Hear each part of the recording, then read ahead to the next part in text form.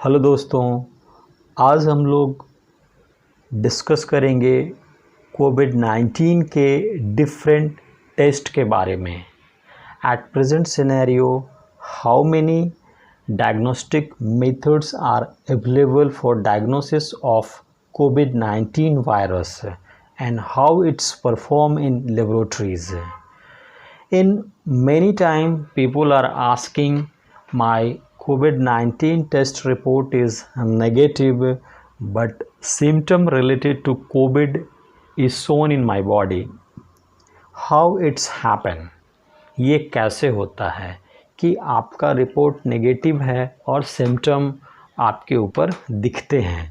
तो ये सारी बातों की जानकारी आज इस वीडियो में आपको मिल जाएगी। तो सबसे पहले कोविड को टेस्ट करने का जो बेसिस है वो है antigen detection based, antibody detection based and nucleic acid detection. किसी भी पैथोजेंस को आइडेंटिफाई करने के लिए ये तीन पैरामीटर्स ही मोस्टली यूज़ किए जाते हैं for identification of micro organism. Covid के केस में भी यही है। तो ये तीन जो क्राइटेरिया है आइडेंटिफिकेशन का, इसमें हम किस डिटेक्शन को किस टाइप में रखेंगे ये हम देखते हैं। तो सबसे पहले है rapid antigen antibody test, antibody IgG IgM test, Truenat nucleic acid test and RTPCR test. ये चार टाइप में डिवाइड किया गया है कोविड-19 टेस्ट के लिए। इसमें जो मोस्ट एक श्योर और एक्यूरेट टेस्ट है वो है आरटीपीसीआर कन्वेंशनल टेस्ट है। इसी को WHO ने गोल्ड स्टैंडर्ड माना है आइडेंटिफिकेशन ऑफ कोरोना वायरस के लिए। और बाकी सारे टेस्ट जो हैं वो सब भी इस्तेमाल में आ रहे हैं फॉर स्क्रीनिंग एंड आइडेंटिफिकेशन के लिए, वो हम लोग आगे डिटेल में देखेंगे। रैपिड एंटीजन टेस्ट है। रैपिड एंटीजन टेस्ट जैसा कि आप नाम से सुन रहे हैं रैपिड, यानी कि ये टेस्ट बहुत ही फास्ट होगा। इसका जो टाइम पीरियड है टेस्टिंग का वो मात्र 20 मिनट्स है। इसमें क्या करेंगे, हम लोग नासोफैरेंजियल या ओरोफैरेंजियल स्वाब लेंगे और उसका एक बफर होता है, उसमें मिक्स करने के बाद उस बफर को हम लोग रैपिड एंटीजन डिटेक्शन किट जो है उस पर ट्रांसफ़र करते हैं। तो जैसे ही आप ट्रांसफ़र करेंगे तो अगर सैंपल में कोरोना वायरस होगा तो वो जाकर के एक बैंड पैटर्न बनाता है जो कि पहले से कोटेड है वो किट के अंदर एंटीबॉडी के फॉर्म में। तो जैसे ही एंटीजन आएगा तो एंटीजन एंटीबॉडी रिएक्शन होगा, वहाँ पे बैंड दिखेगा जैसा कि आपको इस स्लाइड में दिख रहा है। जो आपका टेस्ट पैटर्न है जो कि राइट साइड में है, वहाँ पे बिल्कुल ही कोई बैंड नहीं बना है। इसका मतलब है कि इस सैंपल में कोरोना वायरस के एंटीजन थे ही नहीं। और जो आपका लेफ़्ट साइड में जो कार्ड है उसमें आपको दिख रहा है टेस्ट कंट्रोल टेस्ट जो है वो रेड बैंड आपको दिख रहा है, और इसका मतलब है कि इस सैंपल में कोविड-19 के वायरस प्रेजेंट हैं। तो इससे आप पता लगा लेते हैं कि आपका सैंपल पॉजिटिव है और नेगेटिव है। अगर इसमें आपको मेथड को देखना है तो देखेंगे कि दोनों कंडीशन में कंट्रोल में हमेशा बैंड बनता है। ये एश्योर करता है कि आपका मेथड सही है। नेक्स्ट है एंटीबॉडी आईजीजी टेस्ट है। इसमें हम लोग क्या करते हैं कि ब्लड सैंपल लेते हैं। ब्लड सैंपल में अगर आपको कोविड-19 का इन्फेक्शन हुआ है तो आपके ब्लड में एंटीबॉडीज़ बनेंगे, और इस मेथड में हम लोग एंटीबॉडीज़ को क्वांटिटेटिवली आइडेंटिफाई करते हैं, आईजीजी हो या आईजीएम हो। इस टेस्ट का जो ड्रॉबैक है वो ये है कि आपको ये टेस्ट में एंटीबॉडीज़ का जो डिटेक्शन होगा वो आफ्टर 7 to 14 डेज़ के बाद ही होगा। तो सबसे पहले इसमें जो टेस्ट का पैटर्न है उसमें जो स्टैंडर्ड सेट किया गया है वो लेस देन 1 अगर आपको COI आता है यानी कि कट ऑफ इंडेक्स तो आपका नेगेटिव माना जाएगा, और अगर मोर देन 1 है COI कट ऑफ इंडेक्स तो आपको पॉजिटिव माना जाएगा। तो अगर हम इसका इंटरप्रिटेशन करते हैं तो नेगेटिव केस में माना जाएगा कि एंटीबॉडीज़ नॉट डेवलप्ड मे और मे नॉट बी एक्सपोज्ड। इसका मतलब है कि आपको इन्फेक्शन हुआ है लेकिन एंटीबॉडी डेवलप नहीं कर पाया है। इसका मतलब ये है कि ये रिपोर्ट कहीं ना कहीं आपको डाउट क्रिएट करता है, और अगर पॉजिटिव रिपोर्ट आ रहा है तो इसका ये साइन है कि आपको इन्फेक्शन हुआ है और उस एंटीजन के अगेंस्ट में बॉडी ने आपका एंटीबॉडी बना लिया है और अब आप इससे इम्यूनाइज्ड हो गए हैं। लेकिन इस टेस्ट का जो यूज़ है हम लोग अभी कर रहे हैं सर्वेलेंस ऑफ कोविड पेशेंट के लिए। ऐसा नहीं है कि आप इसके बेसिस पे आप एक्टिव कोविड पेशेंट हैं या नहीं ये कंफर्म नहीं कर सकते हैं, क्योंकि इसमें आप जो आइडेंटिफिकेशन ऑफ एंटीबॉडीज़ हो रहा है वो मे और मे नॉट भी हो रहा है। इन्फेक्शन होने के बाद डेवलप कर भी रहा है और नहीं भी कर रहा है। इसका भी साइंटिफिक रीज़न अभी सामने नहीं आया है कि आखिर ऐसा क्यों होता है। तो ये रिपोर्ट जो है अभी उतना ऑथेंटिक नहीं है।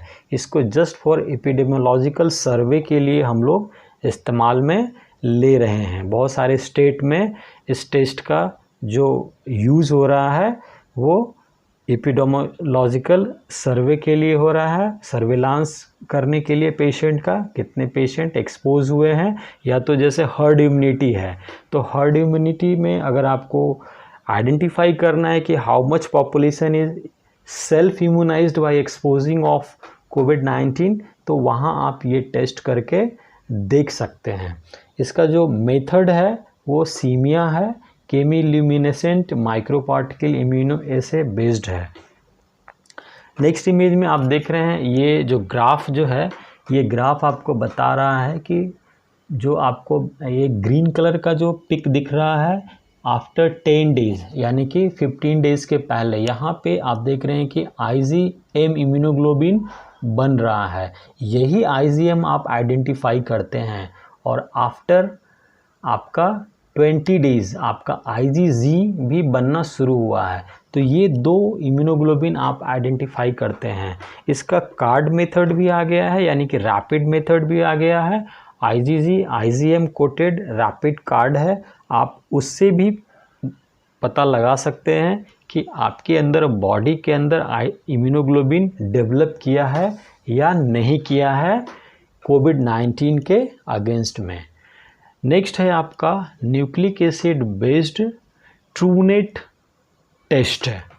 ट्रूनेट जो है ये एक इंस्ट्रूमेंट है जिसको हम लोग इस्तेमाल में ले रहे हैं कोविड-19 के टेस्ट के लिए। ये इससे पहले हम लोग इस मशीन का इस्तेमाल करते थे टीबी आइडेंटिफिकेशन के केस में जिसका नाम था जीन एक्सपर्ट। इसी का ओल्ड नाम है CB NAAT cartridge based nucleic acid amplification test. At present time हम यूज़ कर रहे हैं कोविड-19 के लिए। इसलिए क्या है कि एक ऑटोमेटिक डिवाइस है जिसमें RNA का एक्सट्रैक्शन और RNA का आइडेंटिफिकेशन ये दोनों ऑटोमेटिक होता है। मैनुअल एक्सट्रैक्शन ऑफ RNA की आवश्यकता यहाँ पे नहीं है, ये किट बेस्ड है। किट बेस्ड में आपको सैंपल आप नासोफैरेंजियल और ओरोफैरेंजियल यहाँ भी सैंपल हम लोग यूज़ करेंगे और उस सैंपल में अगर वायरस है तो वो वायरस आप आइडेंटिफिकेशन कर लेते हैं ट्रूनेट मशीन के अंदर। इसका जो टेस्ट का जो टाइम है वो जो कन्वेंशनल PCR है उसके कंपेयर में बहुत ही कम है, 1 से 2 घंटे में आप इसमें रिपोर्ट ले लेते हैं। और दूसरा क्या है कि अगर आपने एक टेस्ट का ट्रूनेट मशीन को अगर आपने सेटअप लगाया है तो रिएजेंट पैक जो है उसमें एक पैक में एटलीस्ट 25 टेस्ट आप कर सकते हैं। और नेक्स्ट क्या इसके बेनिफिट है कि ये बहुत ही पोर्टेबल है और बहुत ही इजी टू हैंडल है। आप इसमें बहुत आसानी से ये टेस्ट को परफॉर्म कर सकते हैं, बहुत ज़्यादा स्किल्ड पर्सन की ज़रूरत नहीं है। इसमें जो सबसे पीसीआर के लिए जो सबसे इम्पॉर्टेंट स्टेप होता है वो होता है आरएनए एक्सट्रैक्शन।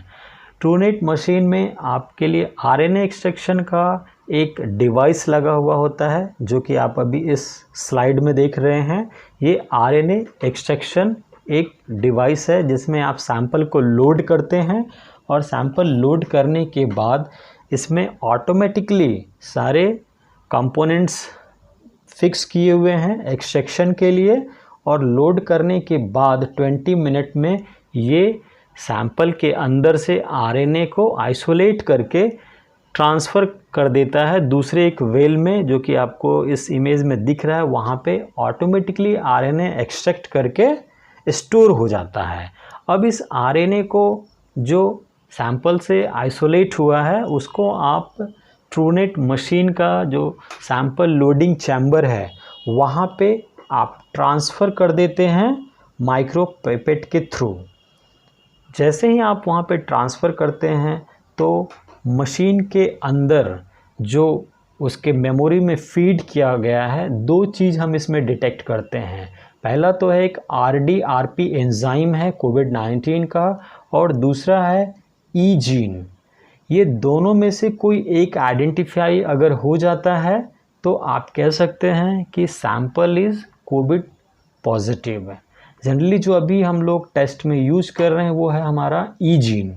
कोविड-19 का ई जीन को ही हम लोग आइडेंटिफाई कर रहे हैं ये ट्रूनेट बेस्ड मशीन के अंदर।